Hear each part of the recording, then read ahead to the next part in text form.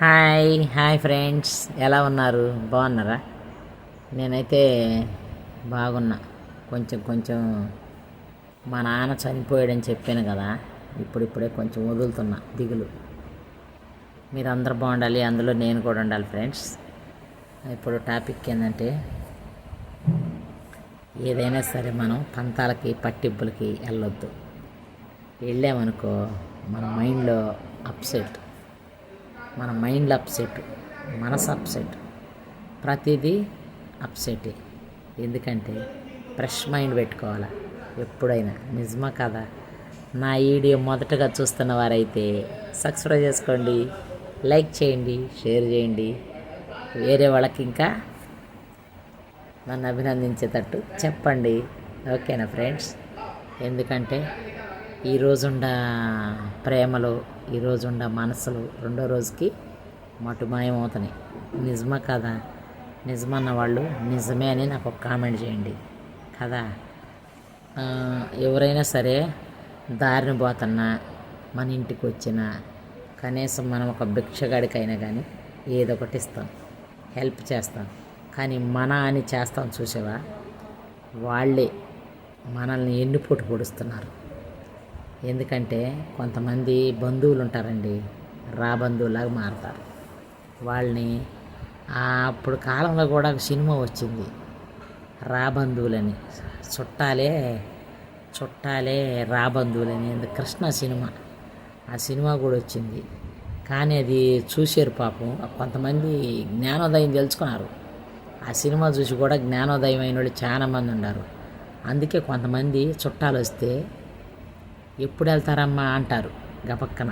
ఎందుకంటే మా అందరికీ ఇప్పుడంటే కయ్యాలు పెడతారని ఉండదేమో, కానీ ఆ రోజులు ఉమ్మడి సంసారాలు కదా, తోడుకోళ్ళ మధ్య బాధ్యతలుగా సంసారాలు చేసుకుంటునే వాళ్ళ మధ్య గొడవలు పెడతారేమోనని అప్పుడు రోజుల్లో ఉండేది. టయానికి చుట్టాలు వచ్చినప్పుడు పరిచర్య చేస్తారు, చూస్తారు. కానీ ఇక ఎప్పుడు వెళ్తారమ్మా, తగాదాలు పెట్టుకుంటారేమో భయం వేసి, ఉమ్మడి సంసారాలు చీలిపోతాయని భయం. ఇప్పుడు ఆ భయాలు లేవులే, ఆడవాళ్ళు ఉంటున్నారుగా, ఇంకా భయాలు పోయినాయి. కలిసి ఇక ఈ ఫోన్ల ద్వారా కూడా కయ్యాలు వస్తున్నాయి ఈ మధ్య. ఫోన్లు చాలు, ఇప్పుడు చుట్టాలే ఫోన్లు. నిజమా కదా? ఫోన్లే చుట్టాలు అయిపోయారు ఇప్పుడు. ప్రతి ఒక్కటే ఫోన్లో మాట్లాడితే చాలు, ఆ కంప్లైంట్ ఏందో తెలిసిపోతుంది వరకే వాళ్ళకి. నిజమా కదా ఫ్రెండ్స్? నిజమన్న వాళ్ళు నాకు ఒక లైక్ చేయండి కదా. కరెక్టా కదా? ఎందుకంటే నేను ఏది చెప్పినా కానీ నిజమే చెబుతున్నా, మీకు తెలుసు కదా ఆ సంగతి. అందుకోసం మనం ఎవరినైనా, బంధువులైనా బయట వారినైనా ఒకేలాగా చూసిన రోజే భగవంతుడు మనల్ని ఆశీర్వదిస్తాడు. లేదు వాళ్ళు ఒకలాగా వీళ్ళు ఒకలాగా చూసిన రోజు మన పని అవుట్. ఎందుకంటే భగవంతుడు ఒక మంచి మనసు ఇచ్చాడు. ఈ మనసుని మంచి పనికే ఉపయోగించాలి, దుర్వినియోగాలకి దురాక్రమాలకి ఉపయోగించవద్దు. కొంతమంది చూడు, వాడంటే అంత ఈడంటే అంత అంటారు. వాడు ఏమి ఇచ్చాడులే మాకు, వాడు ఏమి ఇచ్చాడు అంటారు ఒక్కొక్కరు.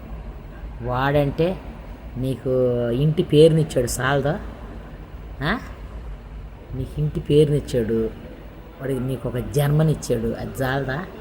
వాడు ఏమి ఇచ్చాడు అంటారు. ఇది ఒక్కటే ఫ్రెండ్స్ ఒక్కోసారి కొంతమందిని బాధాకరంగా తలిచేది, తల్లిదండ్రుల్ని, మెయిన్ తల్లిదండ్రుల్ని.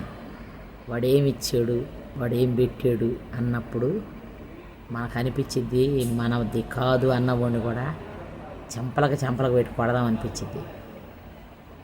కానీ పోనీ వాడి కర్మ వాడు అనిపిస్తాడు, దేవుడు అనేవాడు ఉన్నాడు, కళ్ళు తెచ్చి చూస్తాడు అన్నట్టు మనం ఊరుకుంటాం. ఎక్కడ దాకా ఎందుకు, నా ముందు కూడా అంతే. కొంతమంది అట్లా మాట్లాడతారు. మాట్లాడేళ్ళందరికీ ఇలా భోగ్యంగా ఉంటారు కదా, రేపు వాళ్ళ పరిస్థితి అభోగ్యమైనప్పుడు తెలిసిద్ది వాళ్ళకి. ఇప్పుడు తెలవదు. ఇప్పుడు ఏం తెలిసిద్దంటే అహంకారం, గర్వం అవి తెలుస్తుంది. ఇప్పుడు అవి ఉండి మెట్మెట్లాడుతా అట్లా మాట్లాడుతూ ఉంటారు. మా ఇంటికాడ కూడా అంతే, రోడ్డు మీద గొడవ అవుతూ ఉండిద్ది. నువ్వంటే ఎంత అని మాట్లాడుకుంటారు ఒకరికొకరు. ఇవన్నీ మీరు కిరాయిల కొండ వాళ్ళే ఎంచుకునే మాటలు మాట్లాడుకుంటే సొంత ఇల్లోళ్ళు ఇంకే పాటు పడతారు తల్లులారా. ఎందుకే మీకు ఈ మాటలు ఎందుకు, కథ ఎందుకు? మా ఇంటికాడ ఉండదు, ఇద్దరు తోడుకోవాళ్ళే. ఒకనాటిగా పడదు, ఇద్దరు తోడుకోవాళ్ళకే పడతా కదా. ఒక తోడుకోవాళ్ళకే మీ అమ్మ అంటే మీ అమ్మ, మీ అమ్మ ఎంత అంటే మీ అమ్మ ఎంత. ఎట్టగా ఉంటున్నారు. నచ్చితే లైక్ చేయండి, షేర్ చేయండి, ఓకేనా? మంచితనం అనేది సంపాదించుకోవాలంటే చానాళ్ళు పట్టింది. అది చెడు అనిపించుకోవటం క్షణం సేపు పట్టదు. కనుక అందరం మంచిగా ఉండాలి. కనుక మీరు కూడా అందరూ మంచిగా ఉండండి ఫ్రెండ్స్. ఎందుకంటే ఎవరిని దూషించొద్దు, ఎవరిని అరే తురే కొట్టొద్దు. ఎవరిని అరే తురే కొట్టినా ఎదురు నిన్ను కొట్టేవాళ్ళు ఇంకొకళ్ళు ఉంటారు. ఈరోజు నువ్వు కండలు ఉండయి, వయసు ఉంది అని నువ్వు ఇంకొకరిని సులకనగా చేసి మాట్లాడవచ్చు. కానీ అదే చులకన భావము ఇంకొక రోజు నీకు అనుభవం అయితే తెలిసిద్ది. అవునా కదా? కొంతమంది అలా ఉండారని నేను వీడియో చేశా. మీలో ఎవరన్నా అట్లా అహంతో ఉండి నేను చెప్పిన వీడియో చూసి మీరు ఎవరన్నా హట్ అయితే నాకు సంబంధం లేదు ఇంకా, సరేనా? ఇదైతే నిజంగా చెప్తున్నా. ఎందుకంటే జరుగుతున్న కాలాని గుణాన్ని బట్టి నేను వీడియో చేశాను. అంతేగాని నేను ఎవరిని ఉద్దేశించి అయితే వీడియో చేయట్లేదు. ఎవరికైనా సరే మంచితనం, మానవత్వం కావాలి. మంచితనం, మంచి అనేది చానాళ్ళు చెప్పుకుంటారంట. చెడి అనేది క్షణం సేపు పట్టదు. ఈవిడ అనేది క్షణం సేపు పట్టదు. ఎందుకు చెప్తున్నానంటే మనము అందరికీ మంచిగా ఉండాలి. అందరి కంటిలో పాప తెలుసా మీకు? కంటిలో పాపలో మనము చూస్తే ఇంకొక మనిషి ఆడ కనిపిస్తాం. గమనించండి. అలా పాపలాగుంటే కంటిలో పాప అంటే వాళ్ళని మనం చూసేటప్పుడు వాళ్ళ కంటిలో మనము కనిపిస్తాం. అది పాప అంటే, కంటి పాప. ఆ పాపలాగా ఉండాలి. కానీ చిన్న పాపలాగా బిహేవ్ చేయటాలు, మైండ్ పోయినోళ్ళలాగా బిహేవ్ చేయటాలు అట్లా చేయొద్దు. కొంతమంది అంటారు మాట్లాడి అన్ని గొడవలు అయినాక ఏమో అన్నానేమో బీపీ పెరిగిందేమో అంటారు. అవన్నీ ఉట్టి మాటలే. ముందు కావాలని అంటారు, ఆ తర్వాత ఇవన్నీ అంటారు. తెలుసు కొంతమంది చదువు వచ్చిన మూర్ఖులు, కొంతమంది చదువు రాని మూర్ఖులు. ఈ చదువు రాని మూర్ఖులకి, చదువు వచ్చిన మూర్ఖుల్లో మంచోళ్ళు ఎవరు అంటారంటే చదువు లేని వాళ్ళనైతే మంచోళ్ళు అంటారు.